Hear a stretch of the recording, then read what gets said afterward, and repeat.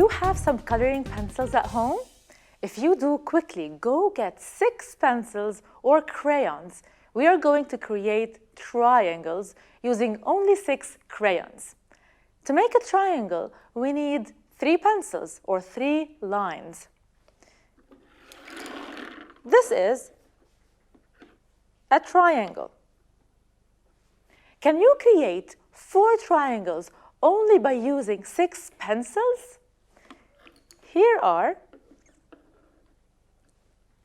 4 triangles. But really, is it possible to create 4 triangles with only 6 lines?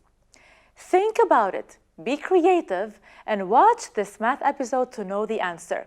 Together, we will explore lines. Why are lines so important?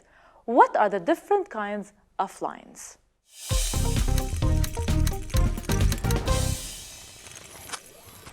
Lines are everywhere. We stand in line to buy a ticket for a show. People drive their cars in lines. There are lines on the road that separate lanes. These lines are there for our safety. They help drivers know where to go and help organize the cars to prevent accidents.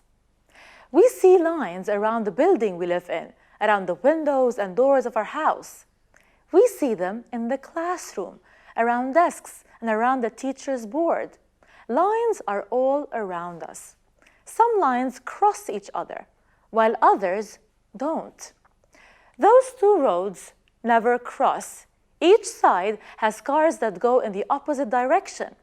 The lines on each lane will never meet the lines on the next lane. Lines that do not meet are called parallel lines.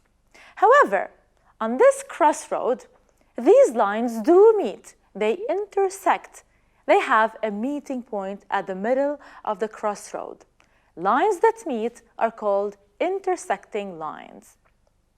Let's now look at some pictures and determine whether each one has parallel or intersecting lines. What do you see in this first picture? It's a forest. What can you say about those 3 trunks? They are parallel lines. They will never touch or intersect. Here's a traffic sign. What can we say about the lines inside the sign? They have a meeting point. They are intersecting lines. This is a crosswalk. When you see them, know that it is safe to cross the road. They are parallel lines. They do not intersect. So lines can be either parallel or intersecting. When 2 lines meet, they form an angle. This space around the corner here is the angle. This space can be either small or wide, depending on how close these lines are to each other. When a straight vertical line and a straight horizontal line meet, we would have a right angle, like this corner, where the wall and the floor meet. Where else can you see right angles in this bedroom? The angle between the floor and the bed. There are right angles at the corners of the doors and at the corners of the paintings on the wall. We also see right angles on the window edges.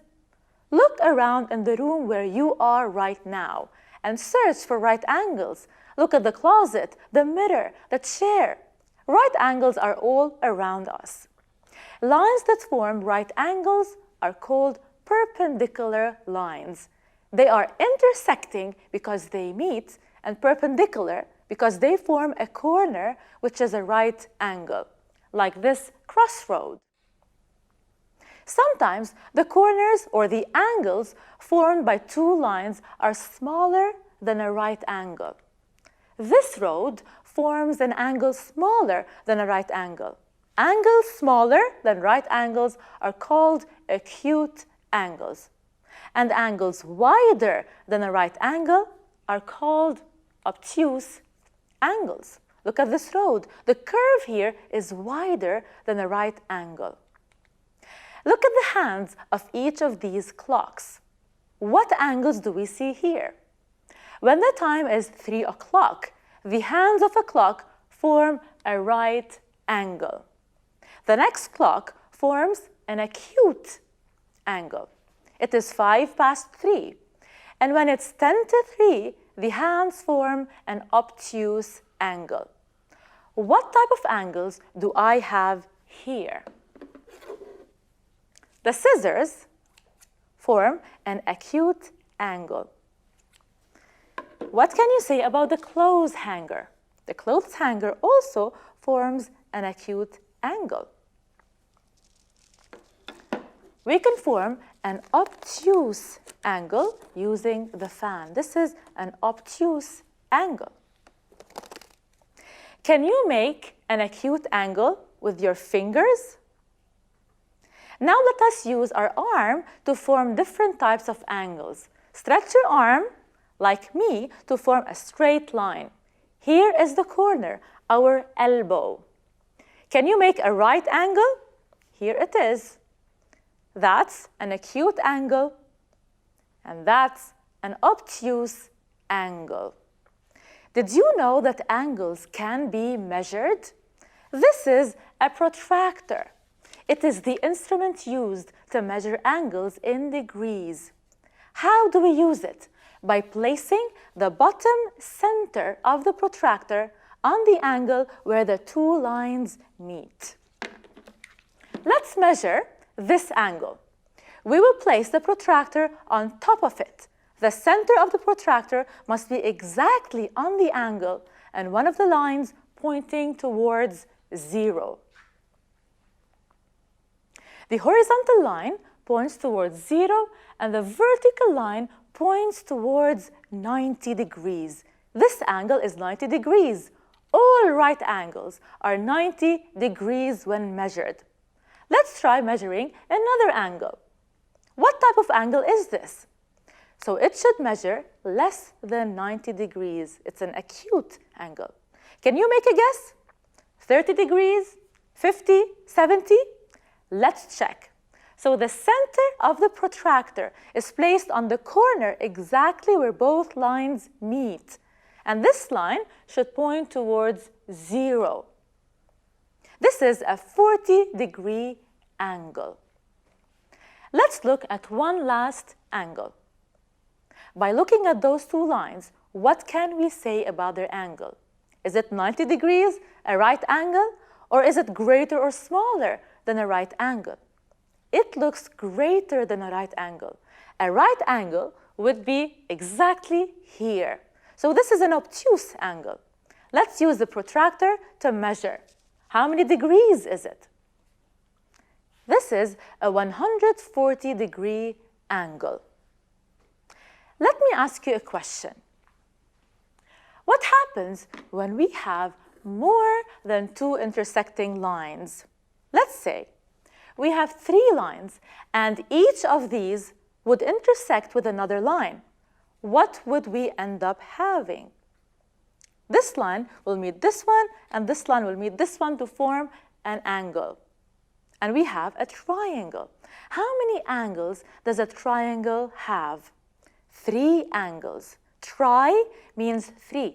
Triangle means 3 angles. Now let's get back to the brain teaser I asked you to think about at the beginning of this episode. We have 6 crayons, and you had to use them as lines to draw 4 triangles. Were you able to make it? Let me show you how. So we have the first set of parallel lines, another 2 parallel lines. Here is our 4 triangles. 1, 2, 3, 4 triangles.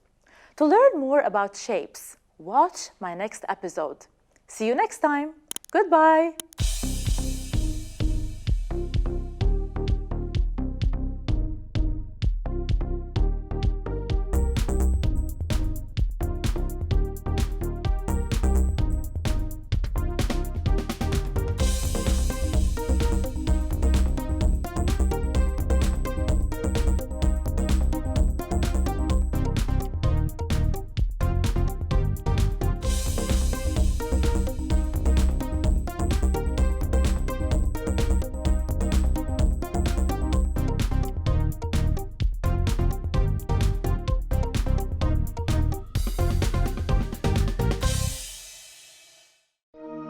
لمشاهدة المزيد من الحلقات زوروا سات 7 بلس.